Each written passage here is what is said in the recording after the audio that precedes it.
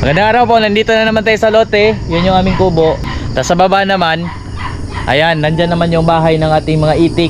So ngayon, dito muna tayo sa itong alaga natin dito. Kumustahin natin sila. Kasi pagka dumadating kami dito sa umaga, sobrang excited nila. Meron kami ditong mga aso, sila yung tagabantay dito. Kaya umaga, hapon, nandito kami. Minsan naman maghapon kami nandito. Hello! Ayan, may mga alaga na tayo dyan. Ayan yung ating bahay kubo. Tapos ito yung bodega. Dito tayo. Ayan yung ating mga alaga dito. Mga gansa. Meron tayong pabo. Halo-halo yung mga alaga namin dito. Oh. Tapos meron tayong, yun yung mabahayan nating manok. Bagong bahay na manok. Tapos yun yung nilagyan ko natin ng itik. Tapos doon naman may mga baboy tayo doon. Hello, kumusta? Takot pa sila sa tao. Meron kami dito mga biik. Tingnan natin yung mga biik. Tsaka dito po, meron tayong yung mga kasaba na tinanim ko dati, oh. Malalago na. Ayan, tapos dun sa unahan may mga prutas din tayong tanim pababa. Etong area to, 2,000 square meters lang to. 2,000 square meters. No, pinuno natin ng mga tanim-tanim. Although may mga tira pa mga damo, ito sagingan. May mga manok na rin kami dito. Oh, may baboy kami dito, oh. Bagong lagay. So ito, ang goal ko dito sa baboy is i-free range ko sila diyan, kaso tatlo lang naman sila kasi yung iba na ibenta natin yung mga biik. So dito lang siguro muna sila, observe natin. Kakalagay lang namin kahapon, pero tingnan ninyo yung mga kaon dyan, oh. Yung kasaba halos siguro bubunutin na nila yan, pero okay lang, at least may space sila dito. May lupa na part, saka mayroon sementadong part para kapag katagputik na, so meron pa ring area sila makakainan. So tatry natin sila ditong papakawalan lang sila dyan. Tapos maglalagay din tayo dyan ng mud na kanilang liguan. Oy, malaki na rin tong dalandan, oh. Markot yan. So dito sa unahan, pababa pa ito. So kung magtatayo ng bahay dito, ito yung bahay kung sakali dyan maglalagay. Tapos dito naman sa bandang unahan, itong pababa, kasi malayo pa po yan, hanggang doon pa po yan, oh. Bababa pa yan to sa akit pa yan doon. So pwede yan natin lagyan ng mga alaga, bahay yan mga alaga. Ito ihilera natin yan dito, saka pwede tayo magtayo pa doon. Lalagyan lang natin na mais na daan pababa kasi may kalsada naman na dyan. So yun yung ating goal dito sa lote natin na bagong acquire. Tapos dito po, nung pagkakuha ko nito, agad-agad nagtanim ako ng santol. Bago pa lang po. Ayan, o, santol. May mangustin na ako dito. Tingnan nyo po, malaki-laki na agad, oh. Inabunuhan ko lang yan. So yan yung mga sinyales. Kung halimbawa malaki na yan, so ibig sabihin medyo tumagal-tagal na tayo dito. So ganun tagal-tagal na dito. Nasa kuha na, mag-isang taon na rin siguro tayo dito, no. So mag-isang taon na rin tayo dito. Bilis pala ng panahon. Oh, ayan, oh. Madamo pa dyan. Pero may mga prutas ako tinanim dyan sa baba para maging lilim. So dito naman, meron pa tayong mga, yung pabo natin nandun sa ibabaw, may mga sisiw na rin, marami na. Pakita ko rin sa inyo yung pabo. So dito tayo sa pabo. Hello. Oh, ito yung mga pagbatay natin dito. Pabo, gansa. Tapos dito po sa ibabaw, meron tayong pabo dyan. Tapos mamaya po ipakita ko rin sa inyo yung sa baba, yung ating mga ano doon, itik. Tapos dito naman yung aming lutuan. Yan po, dyan kami nagluluto. Minsan dito kami kumakain, kaya lang pag maraming alaga dyan, doon kami sa ibabaw. So dito tayo akyat. Tada, ayun yung mga sisiyo natin ng pabo sa loob. Punta natin. Pakita ko sa inyo. Kaya lang magsusuot tayo ng tsinelas. So ayan, dito tayo. Pakita ko sa inyo yung mga sisiyo ng pabo. So ito po yung lalagyan natin ng parating nating sisiyo ng itik. Lilinisin na lamang natin to. Lalagyan ko ng ipa. Tapos ito yung lugar naman na sisyo ng mga pabo. Ito sila.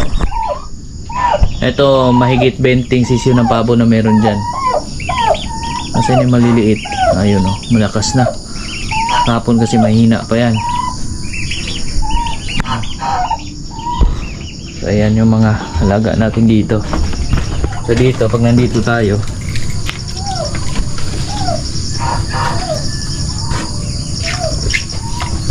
ito naman yung ating ibabaw na kubo. So ayan yung view nya. Nakikita natin din yung palayan. Yung baba. Ayan po. Ayan yung paligid ng kubo. Mamaya naman magpakain tayo dun sa mga itik sa baba. Ngayon naman po, magpakain tayo sa ating mga baboy. Kunti lang muna kasi mga biik pa lang. So itong pakain ko, hinaluan ko siya ng asola. Ito po, asola. Yan, pakainin natin mga baboy. Tidik.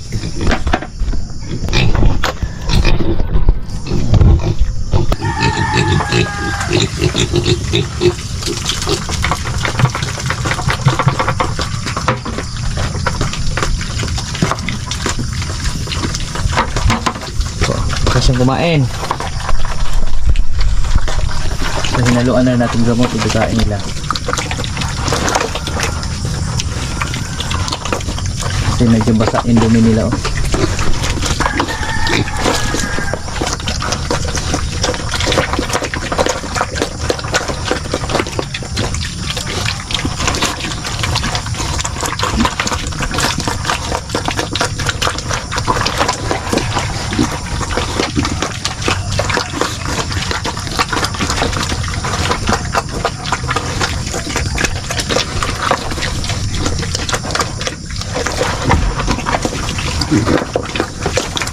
Ito, ang tae.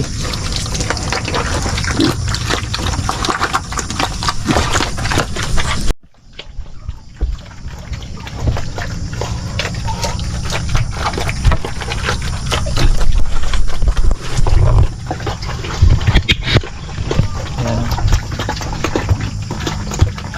Lakas nila kumain.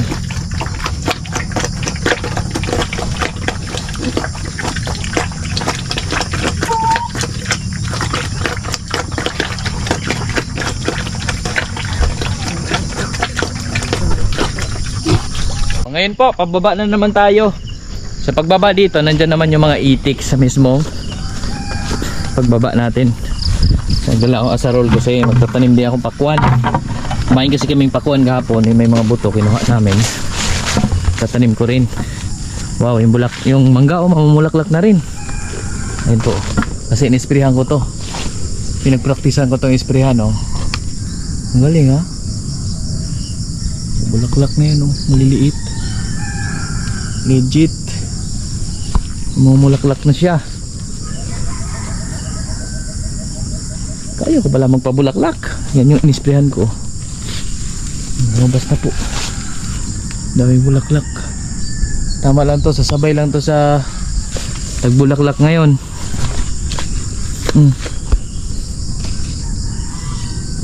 Palabas na yung bulaklak niyo.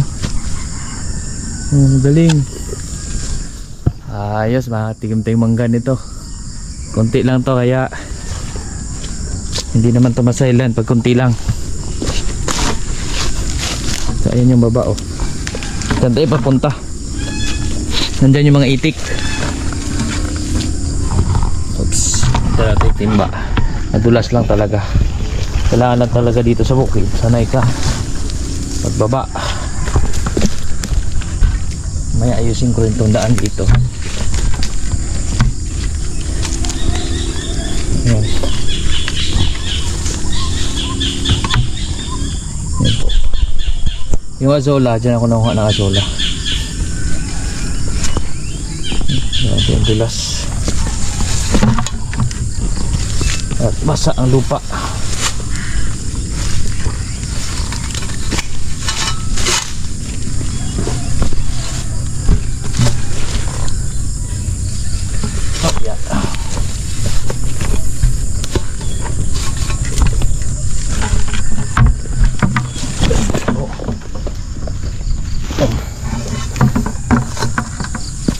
Mahirap ng daan dito.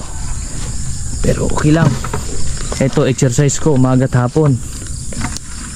Mababa ako dito. Magpapakain ng itik. Okay.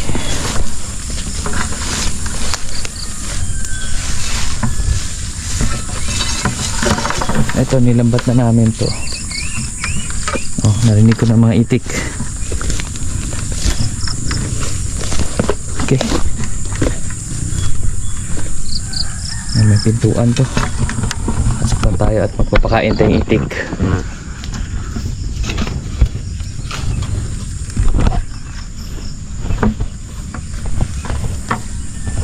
Oh, yeah. So ngayon magre-ready muna tayo pakain sa itik.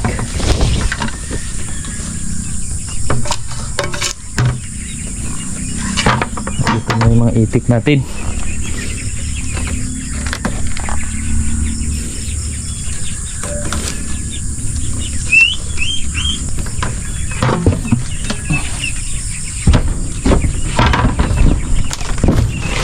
Kung tayo di may asola na pinuha, haluan ko na lang yun ang feeds.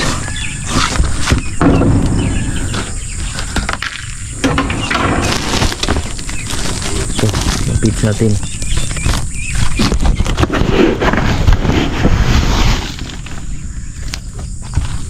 Yan lang, isang ganyan lang, tapos halo ko na yan. Diyan yung kakainin ng mga itik natin. Babalik-balikan na lang kainin yan. Sa asola dito nagtitipid kasi napakarami natin asola dito.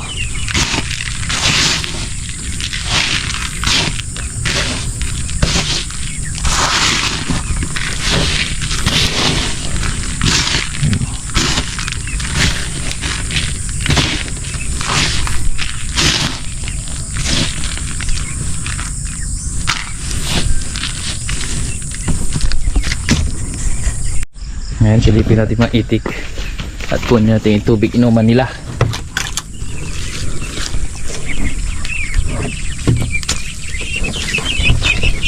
Hello! Yan sila oh. Kunti lang ito itik natin. Kunti pa lang. Pero may order tayo, mas marami yan. Soon. Hello! Musta?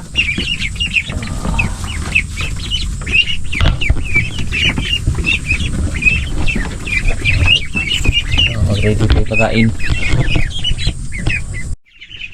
Hello, kumusta? Yung itik natin oh.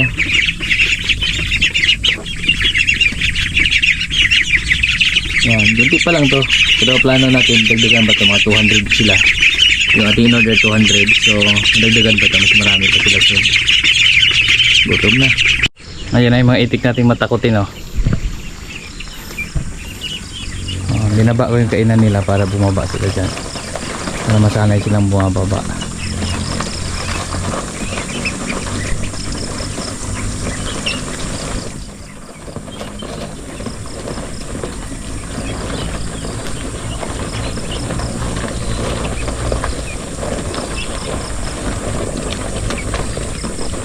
Takutin kasi.